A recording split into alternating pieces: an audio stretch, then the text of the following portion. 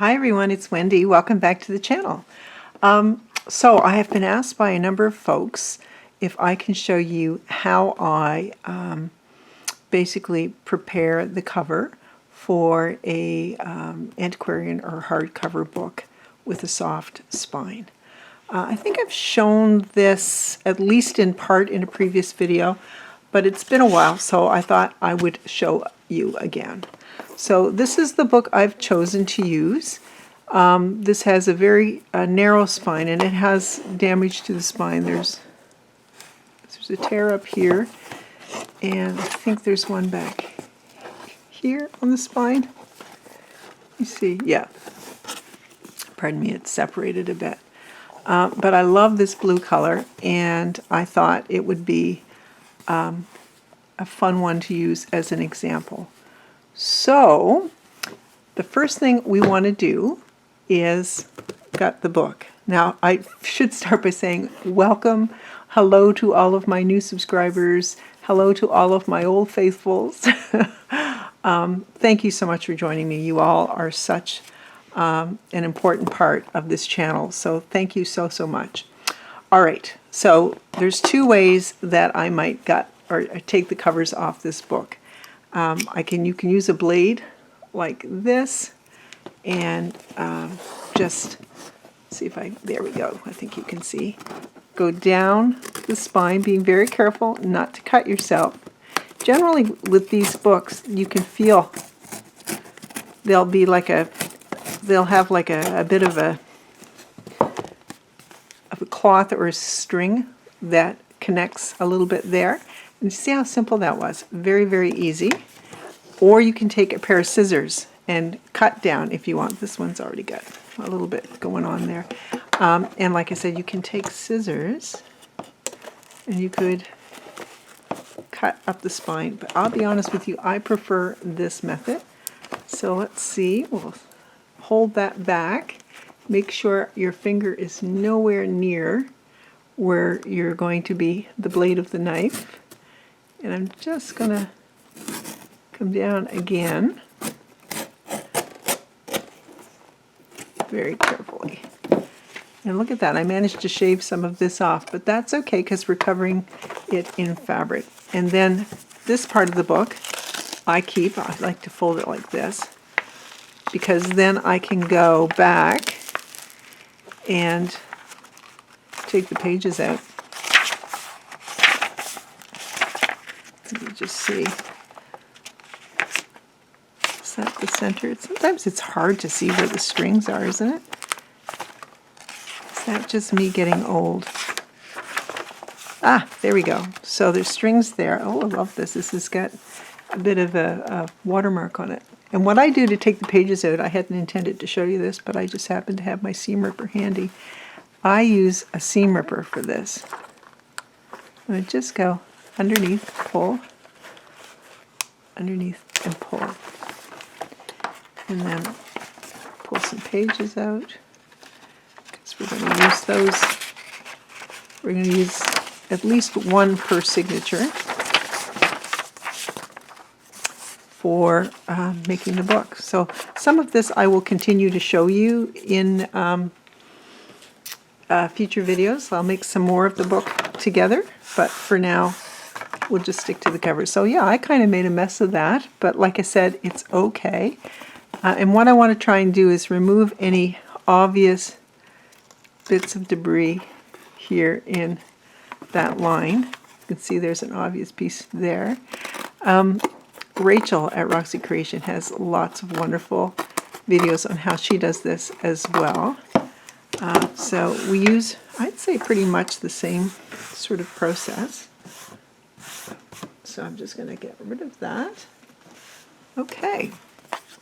So then it's a matter of choosing which of these two you want for the front and which you want for the back. So I like to generally, if I know I'm going to put something on, like an image, I try and choose not the best one for the front, because I'm going to be covering it in part. But both of these are pretty good. That corner's got a little bit of a schmutz, but that's fine. I think I'll use that as the back. I think we'll use this one as the front. It's got a bit of a curve to it, but there's nothing wrong with that as well. Okay, so I've chosen a fabric for this covering the spine, and I would like use a piece of nice upholstery fabric, something that's got a bit of weight to it. And this one's got a little bit of fringe. It's kind of like the selvage end, but I really like that to be on the bottom or on the top. It doesn't matter. But I think that will look really, really pretty. With this particular fabric, I could use either side. That's kind of pretty too. Oh, golly. Which do we prefer? Okay, let's do that versus, oh, we're not going to be able to tell, are we? That versus that. I think we can go with this because this stands out, I think, more than the book cover. So I'm going to stick with that. How's that sound? So I cut this so that it is the same height as the book, like that. It's a little bit longer because of the fringe. The fringe is coming off the height of the book. I've done that on purpose. And in terms of width, what I do is, in terms of how wide you want to cut this, and it doesn't have to be perfectly straight. It's nice sometimes if it's got a jagged edge as well. I look at the width here on either side, and I think about the width I want my spine to be. So it's that plus a bit on either side, because you need sides to be able to just kind of, that's where the book will have turned on its edge, on its spine. You need a little bit of space on either side. So you think about cutting it wide enough, and it can be wider, but wide enough to accommodate this, because I like to cover this bit as well as this bit, the spine. Now this isn't going to be the spine, but it is exactly the size that I want to use. So just cut a piece of paper the width of the spine that you want to use. Like when I say this isn't going to be the spine, we will be making our own, or I will be making a template for sewing in. So if I put this here, it allows me to still see all of this, but accommodate the spine and whatnot. So I've probably made that a little wider than it needs to be by about 1/2 inch, but that's okay. I'm fine with that. And if you want it, you could pull, if your upholstery fabric has a nice weave to it, you could pull a couple threads out just to give yourself a little fringe almost. So I'm just going to do a couple more. There we go. Lovely. And I think I'll pull one more here. All right. So that's what we're going to do. So what I try and do, get that on, and then you need a piece of, I like a nice heavy canvas. This is 7-ounce canvas, and I buy mine on Amazon. So you want to turn that with the right side on your mat. Okay, I need to do this in a way that you can see it.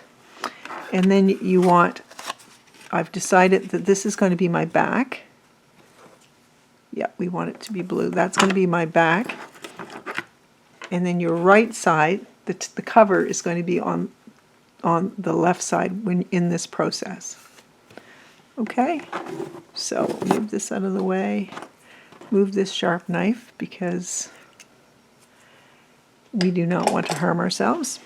And I also look at just trying to center everything a little bit, just as a guideline. So, okay, perfect.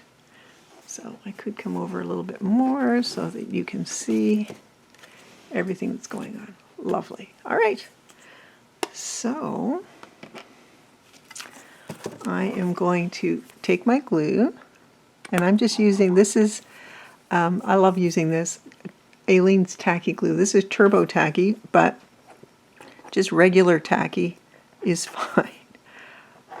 I don't think I've used the word tacky so much in conversation. So there we go. We've got our tacky glue, and we're just going to move that with our finger. It's going to go a little bit beyond this leather spot here, and just kind of spread it all around. So I find the most important one is that you get your cover, you get the line of glue and whatnot where you want it on the cover. That's more important, I think, than the back cover. So, and then I just lift it up to see. That looks good. And set it down. And then we're going to do our back cover. So I like to have it so that it's lined up on the grid up here. Hopefully you can see that. Okay.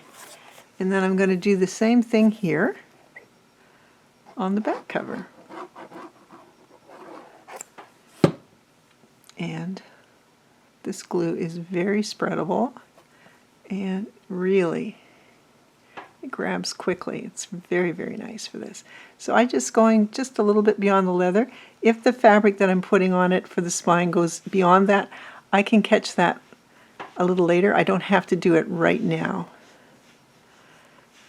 Like I can put more glue under there if I need to.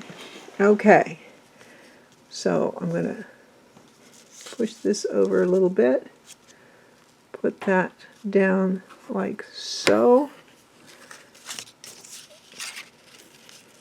Just seeing if got a little, can bring it a little bit more on the bottom there, I think. Let's have a look. That looks pretty good, I'm going to have to say. Pretty darn good. So I'm just going to turn it over, give it a wipe on either side, and there. I think that's great. Perfect. So I have picked out, or I have the canvas that I want to go on the inside, and I've cut this. It's a little bit longer, and that's great. I like it to come over a little bit. And I'm just looking at how far I need to put my glue on this side. So I'm just going to come to about 1 inch, because by the time you push this down, it's going to get shorter on this side. It looks like it's over quite a bit, but it's going to come a little shorter. So, and what I tend to like to do as well, get my glue in, is I like to, just going to put that, run that down the side of the book. That's the hardest part to glue. I forget. Oh yes, I like to keep a little bit of this glue, this side, the sides here, where the canvas is going, without glue, so that the canvas can be lifted up a little bit in case we decide we want to change these interior pages. So I'm not 100% that I want to keep those, although they look quite nice. This is a book from, I think, around 1915 or so. And so I'm less precious than I would if it were an 1800s book in terms of the end papers. These look more manufactured than handmade, if that makes sense. All right, just taking off any fluffies, and I'm just gonna have that so that I have a little bit of it sticking up. So like I said, I have room to, if I needed to slip something under the fabric, I could. I don't know, it's growing on me. What do you think of that those end papers? So I just work on this side first, and I just push that down. As you can see, it's quite an indentation. You can see it on screen. And then I'm just coming over like so. Grab my tool from Bernie. Hi, Veronica. from Triple V Vintage. She's just the best. So I'll push that over there, and you can see I don't have nearly as much glue here, but like I said, I may want to put something underneath. So for example, if I wanted to change the paper, if I'm thinking about this sort of paper, then it would be, I just want to pull that up a bit in a couple of spots so that, look at that, string's coming off, so that if I do have to go under, I guess I had that closer to the glue than I needed to. So I'm just going to pull that up and it'll dry. And like I said, if I want to change it, this, and put it here, that could be kind of nice. And I'll show you why I'm thinking about this paper and possibly this paper for the ends in just a second. It has to do with the digitals that I'd like to feature in this book. So really, that is how I put in the spine. So this is the cover. So it's going to look like this. It's going to end up with a nice 2 1/4 to 2 1/2 inch spine. And that's what the front of the book's going to look like. We may add more, or I may add more to it, put a piece of lace or whatnot. I always wait to do that until after I have the signature sewn in, because I like the idea of covering part of, when I go to do it, covering only part of the stitching where I have it stitched in. So I'm just going to wipe that off a tiny, tiny bit.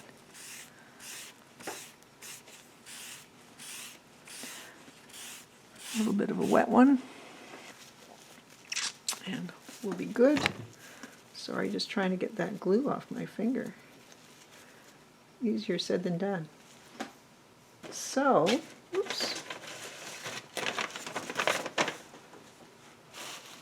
Putting that on a piece of plastic, the wet one, so that I don't get what I set it on really, really wet. Okay. So that, in a nutshell, is how I would do a cover. Like I said, it's very similar to what Rachel would do. And I think it's going to be very, very pretty. So I set this off to the side and let it dry. And I like to let it dry for at least 4 hours and make sure that it's good and solid dry. The papers I'm thinking about using, the kit I'm thinking about using, I think it's called the Yellow Lady. Gosh, if I could just remember, that would be a good thing. I think it's called the Yellow Lady, and it's ruby and pearl. Isn't it gorgeous? So I was thinking of this, or maybe this gorgeous page. Oh my gosh, is that not amazing? In the front of the book. Okay, just a second. Pick up your book, Wendy. Pick up your book. All right. In the front of the book. And I didn't know, you know what? It looks really nice with this. That's fine. We're not going to cover that. I'm going to push that back down. There's no need to make that yellow. That's really pretty. Okay. We're going to stick with that. So let me just double check. I think this is an 8-inch tall book. Yeah, just at 8. All right, let me cover my glue. I just want to use up the time that I have left in the in this. So I just need 8 inches tall for my anchor for all my pages, or just inside of 8 inches. Probably 7 3/4 is what I'll do. So what I want to think about doing in the time we have left, I want to choose my anchor pages. I want those two to be a part of the anchor page. Let's look at these gorgeous digits. I have them all backed. That's lovely. That was one we looked at already. This is one that's oriented more this way, but that doesn't mean we can't cut it off and use it, which is probably what I will do. It's scrumptious. That is a scrumptious page. Okay, I'm going to set that to the side. I love that as well. Although I wish that was the back page. I like to have something on the back that matches with, I'm sorry, that will match nicely or go nicely with that background that we have. So that's going to look great on the front.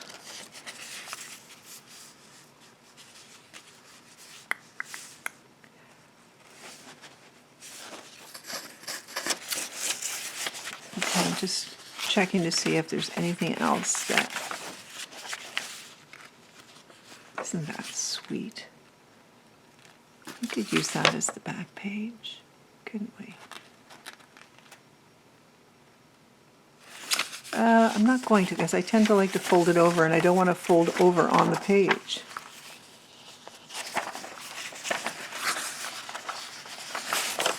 This is nice. Yeah, it's going to be this one. So this is what I'm going to do. I'm going to use this one, this one, and that one. This is just going to be an absolutely gorgeous page in the kit. And that's going to be the back page, and this is going to be the center. Like that's going to be the signature anchor on the back signature. That's going to be the center signature anchor page. This will be the front signature anchor page. Okay, so what I want to do is I like to choose what's going to go on the inside of those pages. So I'm going to use these. I like the blues as the inside of the pages. And these are just some extra pages that I will use potentially in the signatures. All right, so gorgeous. Okay, let's pair these up. This with this. This with this. And is that the same as that one? Nope, darker. Okay. Trying to think what the direction is on it. I don't know that it matters. Okay, I'm going to do it like that. So what I like to do is I get my glue stick and I'm going to glue, whoops, right to the edge of the color, because I know that the page I'm putting over top of this is going to be has the same amount of white border. So when I go to cut it, I know that I'm going to be dealing with the same. And I can cut it smaller if I want as well. So I'm just putting lots of glue on there. And this is how I always do my signature anchor pages, preferably without the bit of string. And then I take this page. It's a gorgeous kit. I will link it below. And I set it down. And I'm going to use my verni tool again.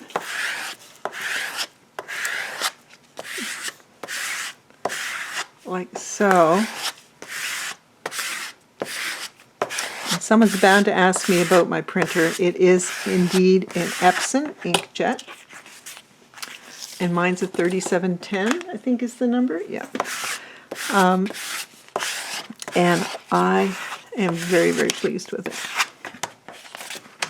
So I take that, there goes my glue stick, and I will set it underneath a heavy book, a couple of heavy books, and that will flatten out, and I let that dry.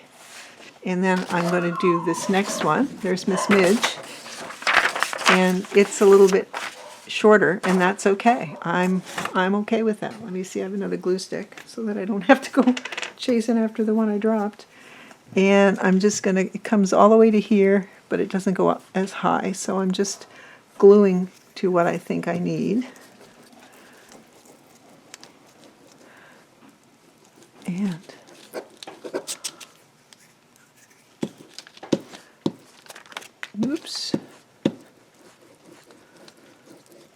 that? I don't think I asked how you guys are. I hope you're all well. We're doing great. I had one of those health appointment days, you know. It's been a week of annual checkups. It was the mammogram today, so good times. Such an important thing to do for our health, for sure. So that was a good, well, an hour of my morning, which isn't so bad, which is why I'm late getting into the craft room today. So this is going to be the front of our second signature.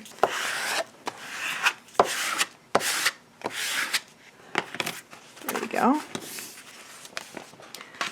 And then this is the third one. That is just stunning. And that is the background.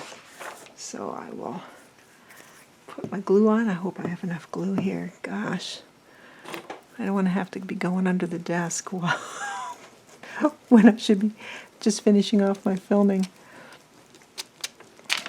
So it's times like this, Gail. I wish I had the purple one where I can really, really see, like you have for your oohoo.